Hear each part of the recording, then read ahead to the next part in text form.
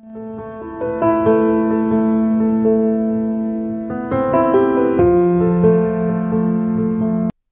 cette vidéo, j'aimerais vous parler de tout ce que vous devriez savoir si vous avez un accouchement en ambulatoire, que vous rentrez à la maison dans les premières heures de vie de votre enfant. Il y a des choses qu'on contrôle à l'hôpital que vous allez contrôler à la maison avec le soutien bien sûr de la sage-femme qui va vous accompagner. Mais que si vous le savez, vous allez pouvoir beaucoup aider les sages-femmes à répertorier les informations.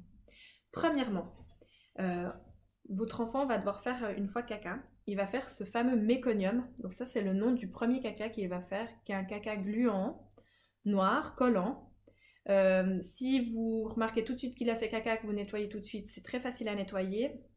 Si il a resté un tout petit moment dans les couches, ça colle très vite aux fesses. Donc si vous voulez, quand vous lui mettez la couche, vous pouvez mettre un tout petit peu d'huile sur les fesses de votre enfant. Ça facilite le nettoyage du méconium. Et il ne faut pas hésiter autrement à lui laver un petit peu les fesses en le laissant habiller par exemple en haut, puis en lui laissant un bonnet, de lui nettoyer les fesses sous le lavabo si vous êtes à l'aise, ou de bien mettre de l'eau pour pas trop devoir frotter sur ses petites fesses une fois qu'il a fait son caca. S'il a fait son méconium, notez-le à quelque part ou pour tenir informé la sage-femme, qu'elle sache que c'est fait, parce qu'en fait pour nous c'est un signe que les intestins fonctionnent, c'est toujours un signe réjouissant. Les premiers pipis. C'est très fréquent qu'à la naissance, votre enfant fasse pipi. Donc si vous savez qu'il a fait pipi ou les premiers jours, en principe la sage-femme elle sera informée par les sages-femmes de l'hôpital. Par contre, si votre enfant n'a pas encore fait pipi depuis la naissance, c'est important que vous puissiez guetter ce moment-là. Le problème, c'est que souvent, on peut manquer ou ne pas s'en rendre compte ou jeter une couche qui avait un pipi, mais on ne s'était pas rendu compte que la couche, elle avait du pipi. La plupart des pampers ou des couches jetables, elles ont des fois des lignes qui se colorent quand il y a le pipi.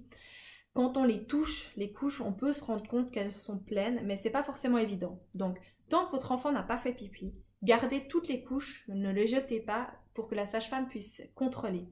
Je vous dirais même, ce qui serait idéal, c'est que vous mettiez une lavette que vous pliez en 3 dans la couche de votre enfant. Si vous avez déjà un enfant qui est assez grand, vous prenez au pire une couche un peu plus grande pour avoir la place, mais normalement c'est pas un souci. Et le coton, vous allez tout de suite vous rendre compte qu'il est mouillé. Donc vous allez beaucoup plus facilement pouvoir contrôler que votre enfant ait fait son premier pipi. Pour le premier caca, normalement on dit que l'enfant doit avoir fait son premier caca dans les premières 24 heures de vie. Pour le premier pipi, c'est dans les 12 à 24 heures de vie où on aimerait que votre enfant ait fait son premier pipi et qu'on contrôle ça.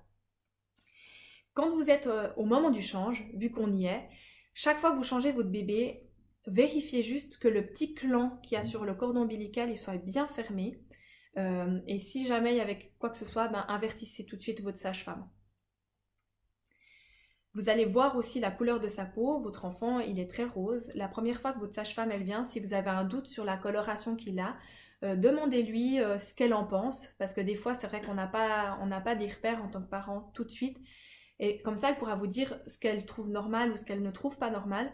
Et vous allez ensuite pouvoir facilement distinguer s'il y avait un changement d'un point de vue de la coloration de votre enfant. Ce qu'il faut juste savoir, c'est que les mains et les pieds sont souvent un peu bleutés, voire violets chez un bébé, ce qui est tout à fait normal. Donc il faut plutôt regarder sa couleur au niveau de son tronc et de son visage.